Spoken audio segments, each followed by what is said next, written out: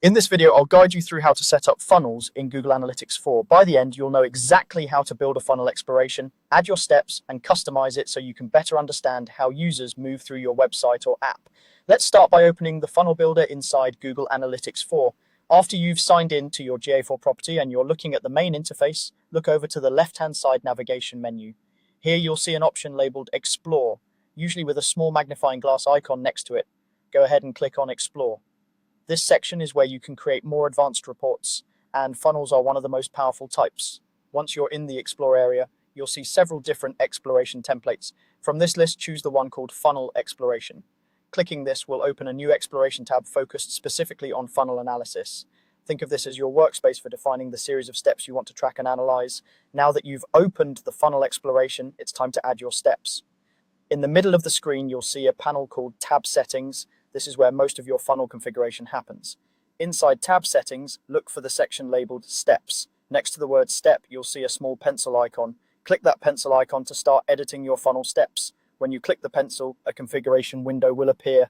Here you can define each step of your funnel. A step might be something like session start, view product page, add to cart, or purchase, depending on what you're trying to measure. For each step, you'll choose the event or condition that represents that stage in the user journey. Take a moment to think through the logical order your users follow and set those in sequence. After you've defined the steps you want to include, make sure everything looks correct and in the right order. When you're happy with the setup, click Apply. This saves your step configuration and updates the funnel visualization. You should now see your funnel steps laid out, ready for analysis.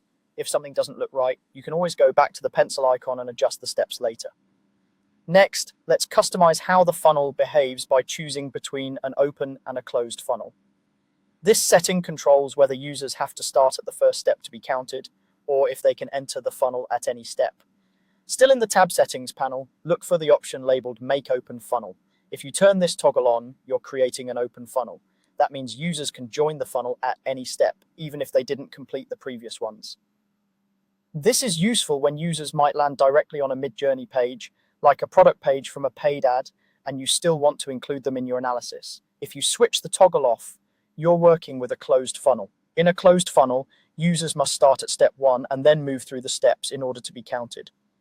This is ideal when you're analyzing a strict sequence, such as a checkout flow, where you want to see exactly how many people drop off at each stage after starting at the beginning. Once you've chosen the option that best fits your analysis, your funnel is ready to explore. You can now review how users progress through each step, where they drop off, and where they complete the journey, giving you clear insights into how to improve your user experience.